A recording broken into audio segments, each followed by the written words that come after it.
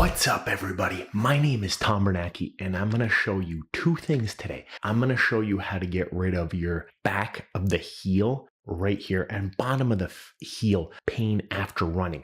So check out this guy right here. If you're hurting here or down here in the middle of all this stuff, right here on the bottom of your heel, I'm going to show you home treatment tips, how to get this better.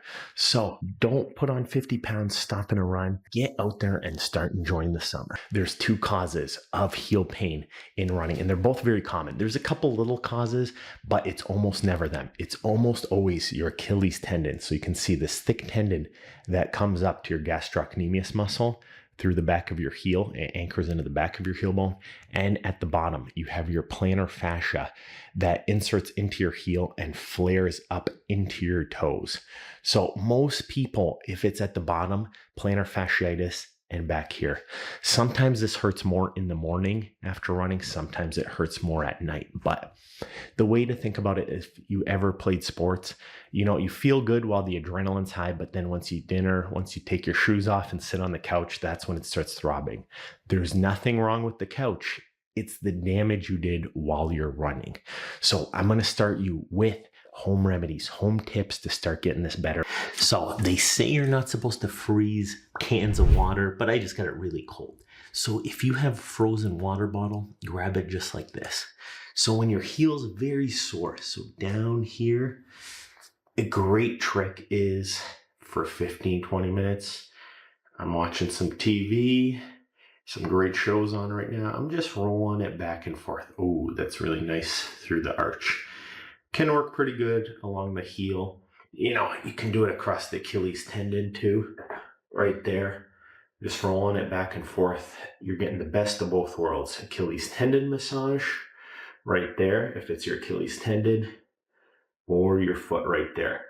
15 to 20 minutes of icing is great, but at the same time, you're massaging. So massage can work really well in terms of just massaging it out right there, but icing and massaging works really well.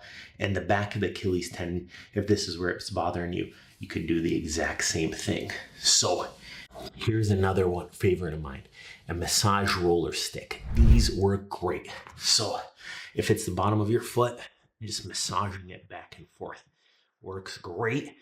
That is outstanding for after workout pain, even before. So right there, same kind of thing. Calf muscle, I love doing that. You can even use your body weight on top of a bigger, thicker foam roller, but right there, get all that worked out of there.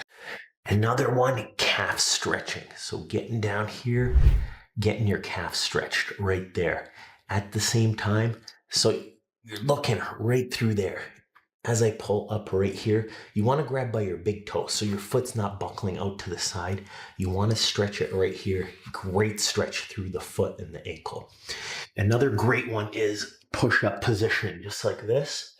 Right there, you can cross your feet right there and lean forward. You can see through the side of your foot and right there with the other one. Get some great stretches in like that. That gets your calf muscle in great shape right down here. Orthotics are a great option. So this one right here, as I put up my foot, you can see my plantar fascia is not stretching quite as much, and my Achilles tendon sits up higher and there's not as much strain. So when I would land, normally my foot twists more up and out.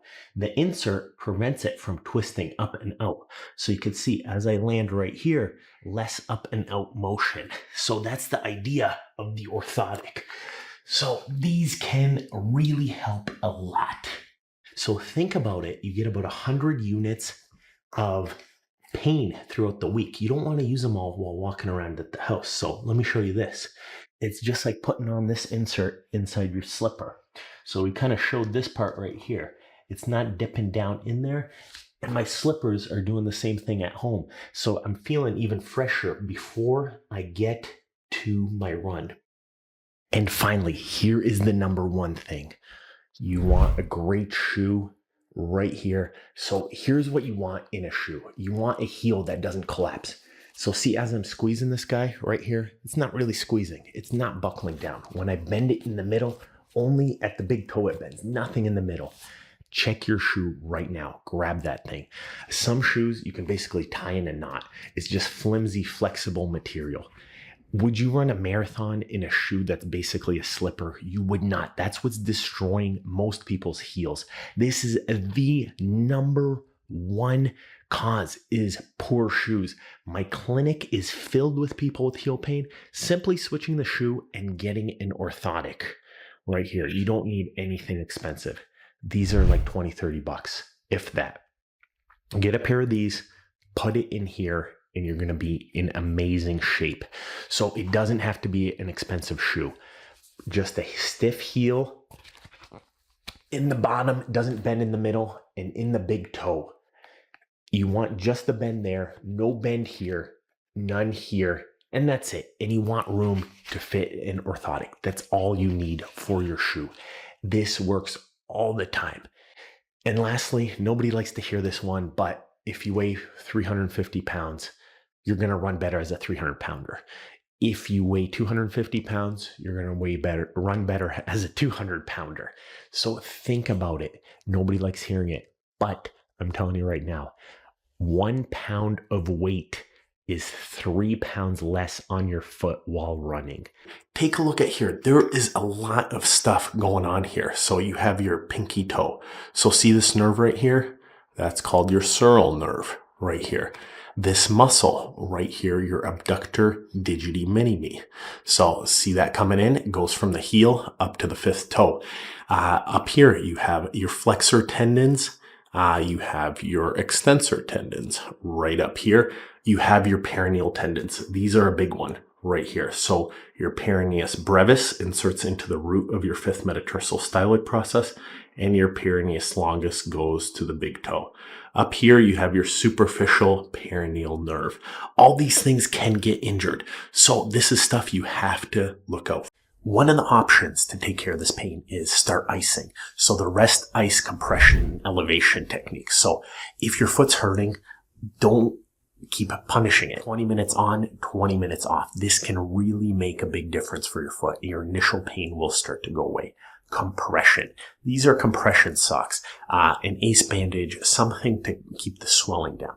And number 4, elevate it. When you're relaxing and watching some TV, keep it elevated and the swelling will come down. Medications don't really make a lot of sense for outside of the foot pain. Anti-inflammatories are really good.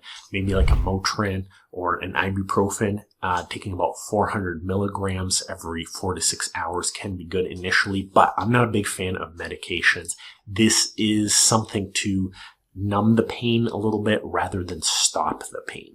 Hey, guess what? We have a phenomenal book. I believe this is the premier book on chronic nerve pain and peripheral neuropathy pain on the planet. I've put years of work seeing tens of thousands of peripheral neuropathy patients, working with some of the best diabetic endocrinologists, the best doctors, the best neurologists, in building out this book. For you, my viewers, we have a discount code available.